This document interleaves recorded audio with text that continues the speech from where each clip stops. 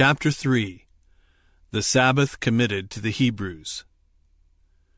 We are now to trace the history of divine truth for many ages, in almost the exclusive connection with the family of Abraham. That we may vindicate the truth from the reproach of pertaining only to the Hebrews, a reproach often urged against the Sabbath, and justify the dealings of God with mankind in leaving to their own ways the apostate nations, let us carefully examine the Bible for the reasons which directed divine providence in the choice of Abraham's family as the depositaries of divine truth. The antediluvian world had been highly favored of God. The period of life extended to each generation was 12-fold that of the present age of man. For almost 1,000 years, Adam, who had conversed with God in paradise, had been with them. Before the death of Adam, Enoch began his holy walk of 300 years, and then he was translated that he should not see death. This testimony to the piety of Enoch was a powerful testimony to the antediluvians in behalf of truth and righteousness. Moreover, the Spirit of God strove with mankind, but the perversity of man triumphed over all the gracious restraints of the Holy Spirit. And God saw that the wickedness of man was great in the earth, and that every imagination of the thoughts of his heart was only evil continually. Even the sons of God joined in the general apostasy. At last, a single family was all that remained of the worshippers of the Most High. Then came the deluge, sweeping the world of its guilty inhabitants with the besom of destruction. So terrible a display of divine justice might well be thought sufficient to restrain impiety for ages. Surely the family of Noah could not soon forget this awful lesson. But alas, revolt and apostasy speedily followed, and men turned from God to the worship of idols. Against the divine mandate separating the human family into nations, mankind united in one great act of rebellion in the plain of Shinar. And they said, "Go to, let us build us a city and a tower, whose top may reach unto heaven, and let us make us a name, lest we be scattered abroad upon the face of the whole earth." Then God confounded them in their impiety, and scattered them abroad from thence upon the face of all the earth. Men did not like to retain God in their knowledge, wherefore God gave them over to a reprobate mind, and suffered them to change the truth of God into a lie, and to worship and serve the creature rather than the Creator. Such was the origin of idolatry and of the apostasy of the Gentiles. In the midst of this widespread apostasy, one man was found whose heart was faithful with God. Abraham was chosen from an idolatrous family as the depository of divine truth, the father of the faithful, the heir of the world, and friend of God. When the worshippers of God were found alone in the family of Noah, God gave up the rest of mankind to perish in the flood. Now that the worshippers of God are again reduced almost to a single family, God gives up the idolatrous nations to their own ways and takes the family of Abraham as his peculiar heritage. "For I know him," said God, "that he will command his children and his household after him, and they shall keep the way of the Lord, to justice and judgment, that they might preserve in the earth the knowledge of divine truth and the memory and worship of the Most High. They were to be a people walled off from all mankind, and dwelling in a land of their own. That they might thus be separated from the heathen around, God gave to Abraham the rite of circumcision, and afterward to his posterity the whole ceremonial law.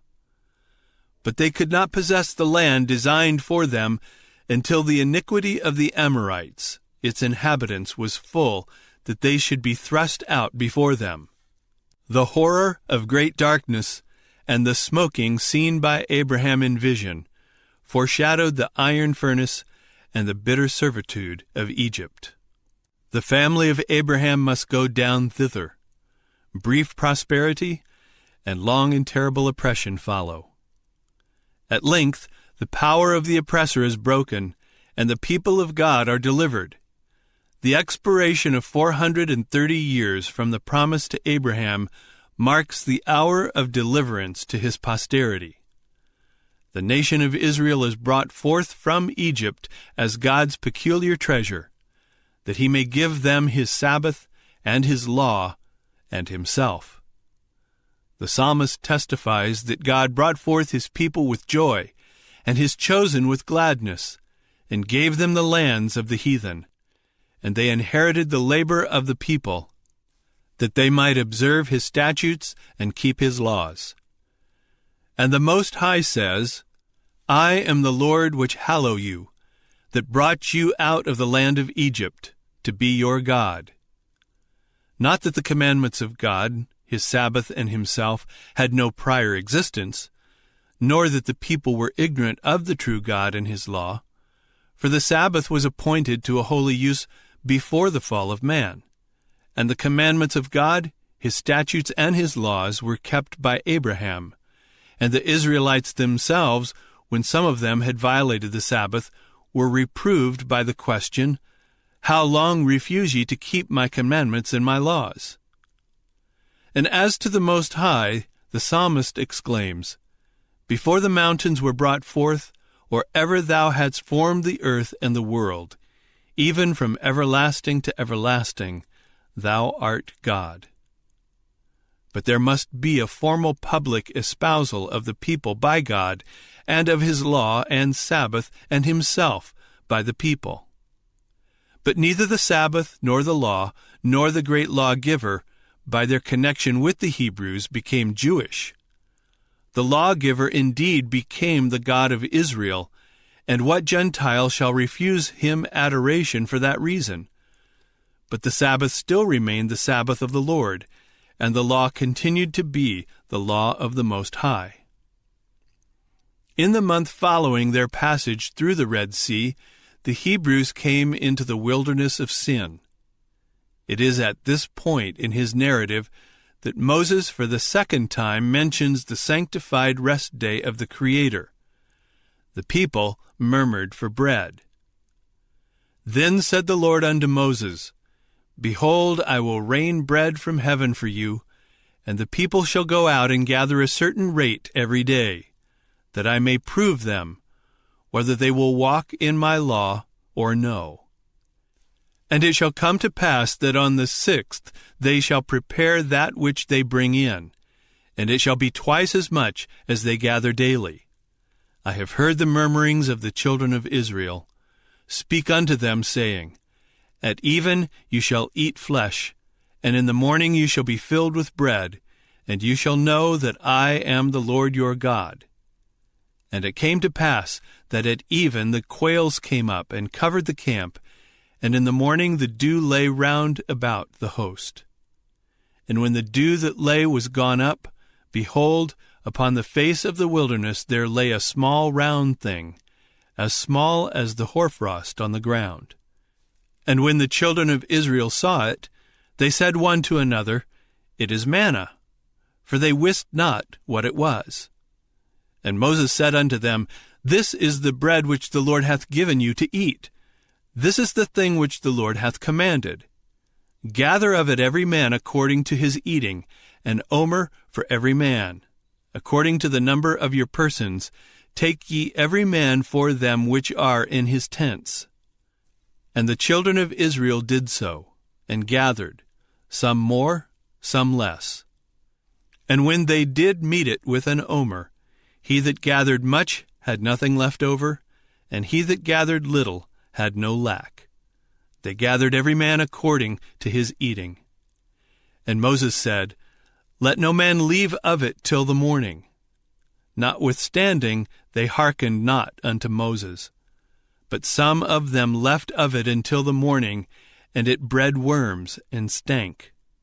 And Moses was wroth with them, and they gathered it every morning, every man according to his eating. And when the sun waxed hot, it melted.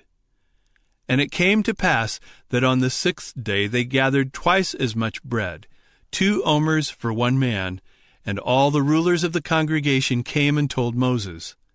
And he said unto them, This is that which the Lord hath said, Tomorrow is the rest of the holy Sabbath unto the Lord. Bake that which you will bake today, and seethe that ye will seethe, and that which remaineth over lay up to be kept until the morning. And they laid it up till the morning, as Moses bade, and it did not stink, neither was there any worm therein. And Moses said, Eat that today, for today is a Sabbath unto the Lord. Today ye shall not find it in the field. 6 days you shall gather it, but on the 7th day, which is the Sabbath, in it there shall be none. And it came to pass that there went out some of the people on the 7th day for to gather, and they found none. And the Lord said unto Moses, How long refuse ye to keep my commandments and my laws? See, for that the Lord hath given you the Sabbath, therefore he giveth you on the 6th day the bread of 2 days. Abide ye every man in his place, let no man go out of his place on the 7th day. So the people rested on the 7th day. This narrative shows, number 1, that God had a law and commandments prior to the giving of the manna. Number 2, that God, in giving his people bread from heaven, designed to prove them respecting his law.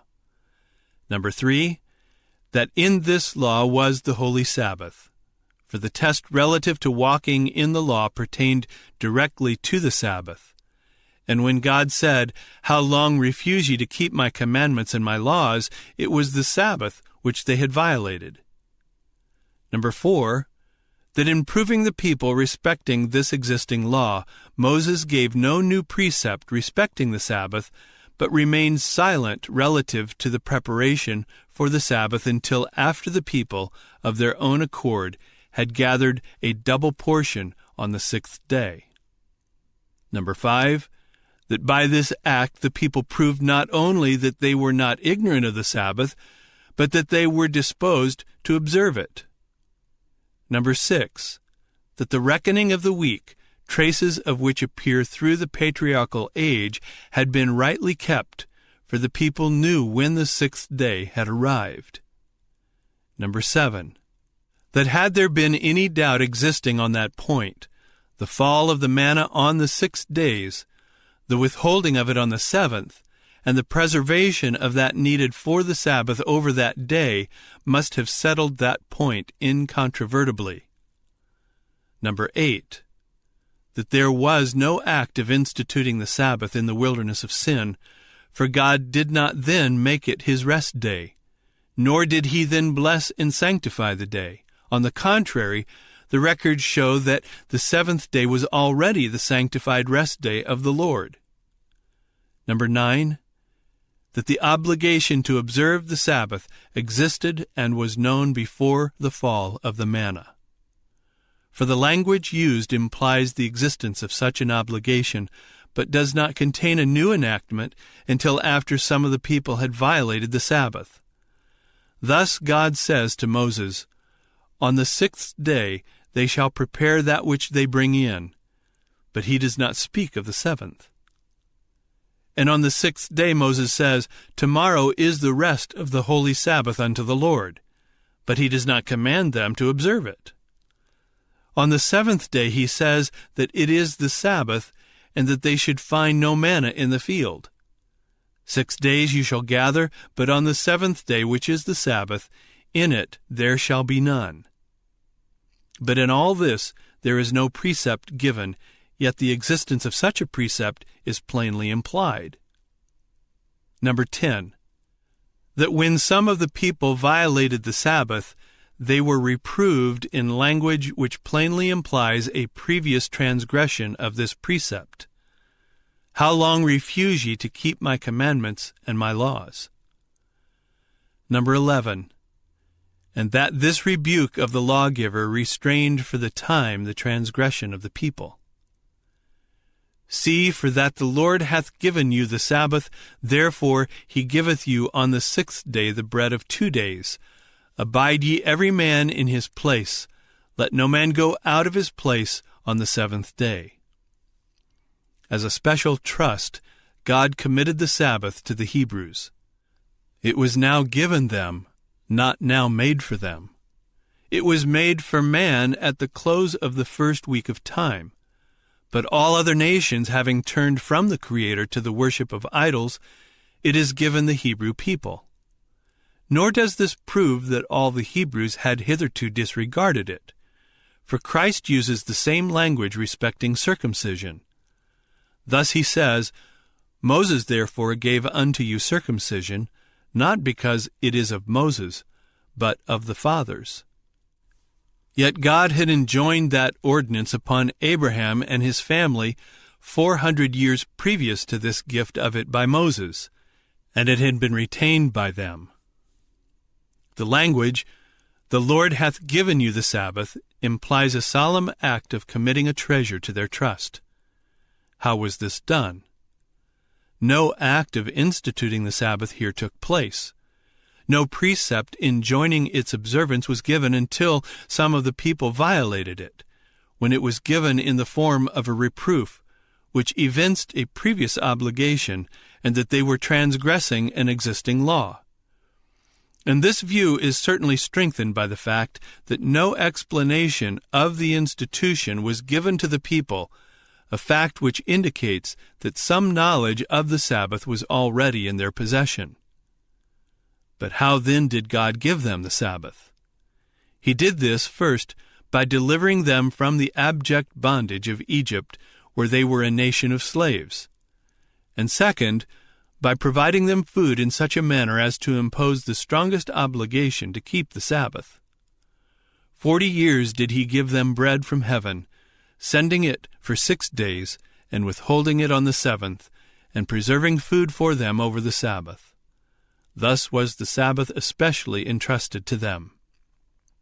As a gift to the Hebrews, the Creator's great memorial became a sign between God and themselves. I gave them my Sabbaths to be a sign between me and them, that they might know that I am the Lord that sanctify them.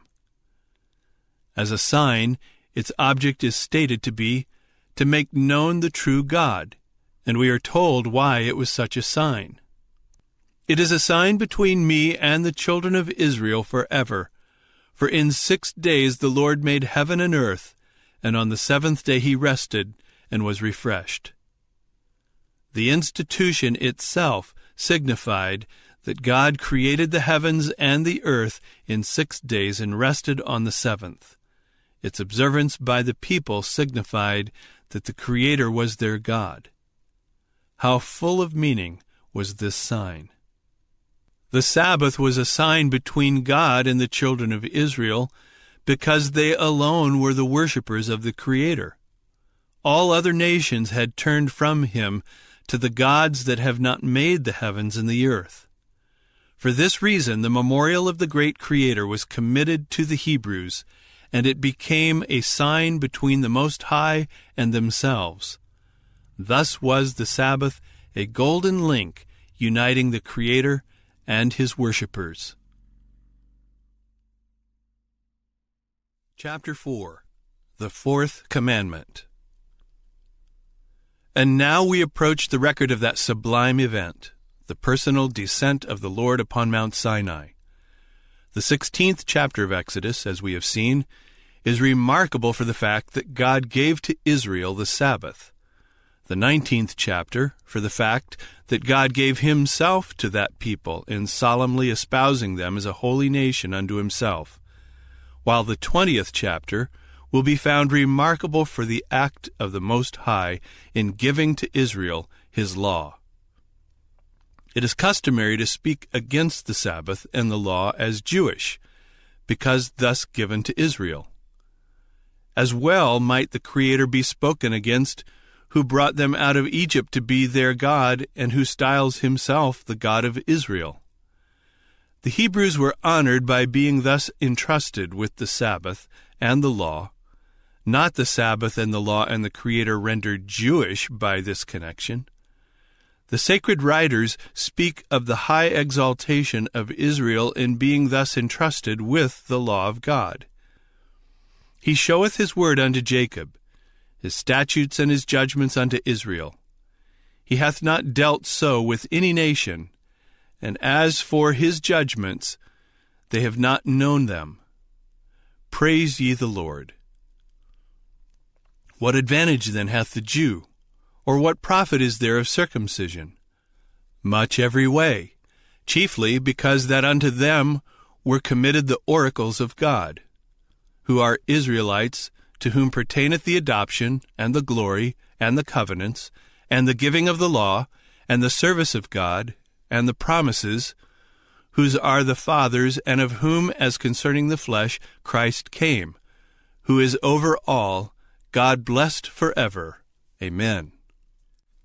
After the Most High had solemnly espoused the people unto himself as his peculiar treasure in the earth, they were brought forth out of the camp to meet with God. And Mount Sinai was altogether on a smoke, because the Lord descended upon it in fire, and the smoke thereof ascended as the smoke of a furnace, and the whole mount quaked greatly. Out of the midst of this fire did God proclaim the 10 words of his law. The fourth of these precepts is the grand law of the Sabbath. Thus spake the great lawgiver. Remember the Sabbath day to keep it holy. 6 days shalt thou labor and do all thy work, but the 7th day is the Sabbath of the Lord thy God. In it thou shalt not do any work, thou, nor thy son, nor thy daughter, thy manservant, nor thy maidservant, nor thy cattle, nor thy stranger that is within thy gates. For in 6 days the Lord made heaven and earth, the sea, and all that in them is, and rested the 7th day. Wherefore the Lord blessed the Sabbath day, and hallowed it. The estimate which the lawgiver placed upon his Sabbath is seen in that he deemed it worthy of a place in his code of 10 commandments, thus causing it to stand in the midst of 9 immutable moral precepts. Nor is this, too, thought a small honor that the Most High, naming one by one the great principles of morality until all are given, and he adds no more, should include in their number the observance of his hallowed rest day. This precept is expressly given to enforce the observance of the Creator's great memorial, and unlike all the others, this one traces its obligation back to the creation, where that memorial was ordained. The Sabbath is to be remembered and kept holy because that God hallowed it, i.e., appointed it to a holy use, at the close of the first week. And this sanctification or hallowing of the rest day, when the first 7th day of time was past, was the solemn act of setting apart the 7th day for time to come in memory of the Creator's rest. Thus the 4th commandment reaches back and embraces the institution of the Sabbath in paradise, while the sanctification of the Sabbath in paradise extends forward to all coming time. The narrative respecting the wilderness of sin admirably cements the union of the two. Thus in the wilderness of sin, before the 4th commandment was given, stands the Sabbath, holy to the Lord, with an existing obligation to observe it, though no commandment in that narrative creates the obligation. This obligation is derived from the same source as the 4th commandment, namely, the sanctification of the Sabbath in paradise, showing that it was an existing duty and not a new precept. For it should never be forgotten that the 4th commandment does not trace its obligation to the wilderness of sin, but to the creation, a decisive proof that the Sabbath did not originate in the wilderness of sin.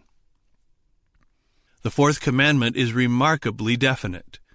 It embraces first a precept. Remember the Sabbath day to keep it holy. Second, the explanation of this precept. 6 days shalt thou labor and do all thy work, but the 7th day is the Sabbath of the Lord thy God. In it thou shalt not do any work, thou, nor thy son, nor thy daughter, thy manservant, nor thy maidservant, nor thy cattle, nor thy stranger that is within thy gates.